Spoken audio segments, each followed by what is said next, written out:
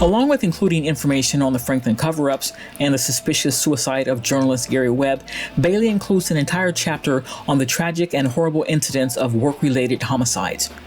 Many empowered individuals are aware of some of them, yet in most instances, the media rarely includes facts surrounding these shooters and the months and even years they endured grappling with gang-stalking and targeting protocols, which included workplace bullying.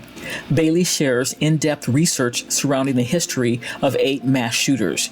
This is included in his book to point out and stress the correlation between community notification tactics, stalking protocols, and violence, including murder and suicide. In those types of communities and work environments operating under those guidelines, when an individual has a warning marker placed on their name, it is in their file. It follows them wherever they move to. Notifications of their presence in the community, housing complex, and workplace is spread abroad by often good-intended community informants. They believe what is said about the target, that she or he is a threat, violent, a drug dealer, pedophile, dissident, etc.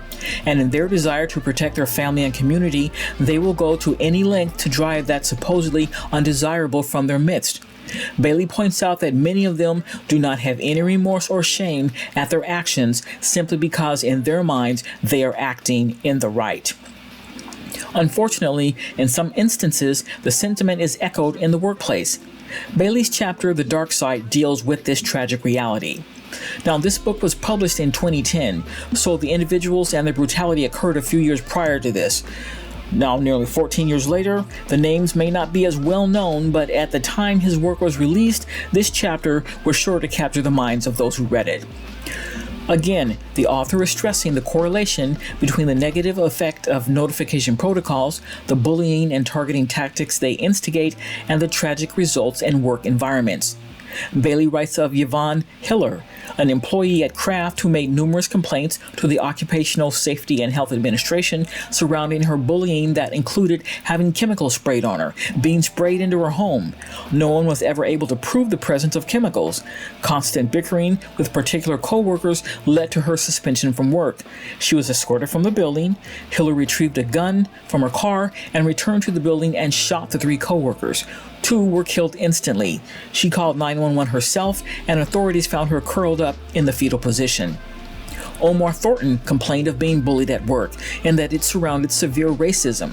At one point, he even took pictures of racial slurs scrawled on the bathroom walls, and on another occasion, a picture of a stick figure meant to represent him with a noose around the neck. He tried repeatedly to report the incidents to his union representative, but Thornton was ignored. He was accused of stealing company property and left the meeting, retrieved his lunchbox, and pulled out a gun, shooting and killing 8 people. While the press relayed the shooting spree as a lone gunman randomly shooting, that was not the case at all. The individuals were killed because, quote, they had been racist to him. He also expresses a sentiment that he wishes that he could have gotten more of them. Damon Thompson allegedly took a knife to a class and attempted to kill his science lab partner. Investigations later revealed that he had made complaints of being harassed by her on several occasions and by other students and several of his professors. He was viewed as the problem for making so many complaints, which was seen as some sort of indicator of his supposed mental illness. Again, there are 8 cases comprising this chapter.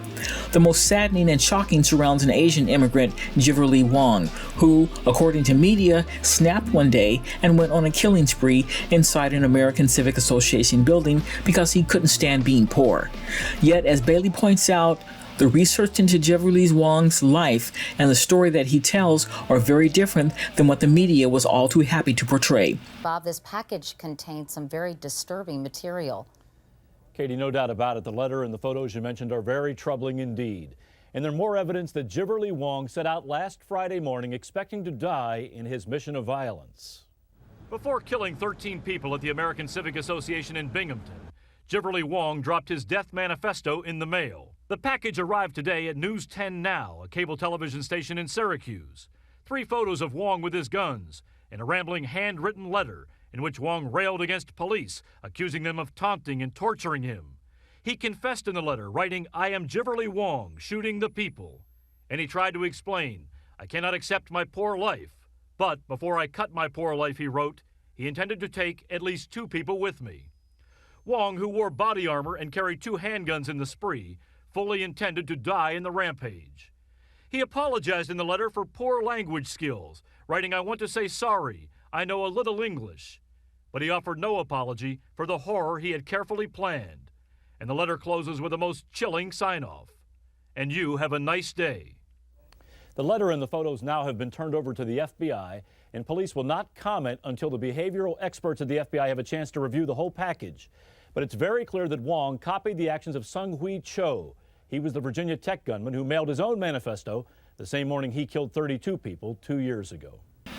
Investigations reveal that the Vietnamese immigrant was dealing with organized community harassment for over 20 years on the East Coast and also on the West Coast in California.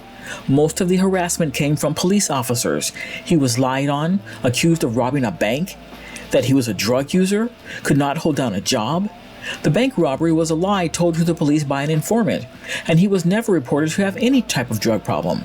His only 2 job losses were the result of one employer, a factory, closing down, and in the other instance, he simply retired. The management reported him as an excellent worker. Wong was clearly a victim of community harassment and also of electronic harassment. Bailey takes the time to pore through Wong's poorly written defense letter.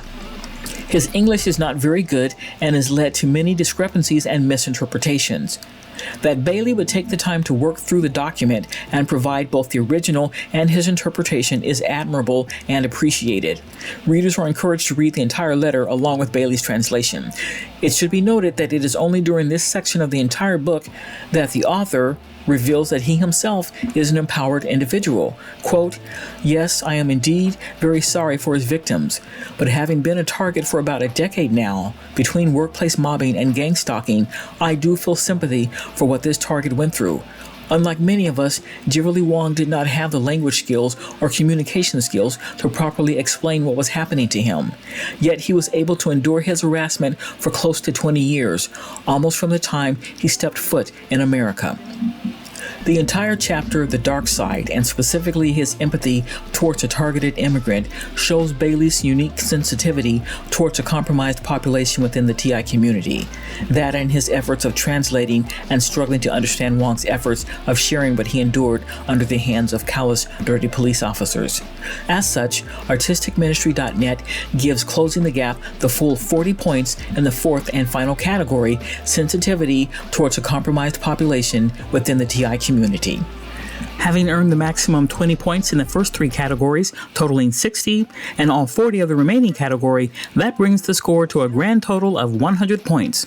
ArtisticMinistry.net is pleased to give GMB Bailey's book, Closing the Gap, its wholehearted approval and endorsement as an excellent addition to any empowered individual's reading list. Arm yourself with knowledge.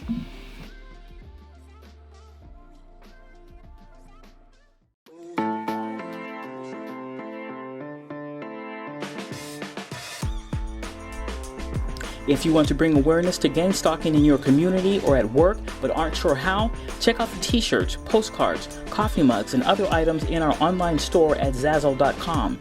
You'll definitely find a sticker or even a magnet for a conversation piece, so check it out. Shalom, everybody.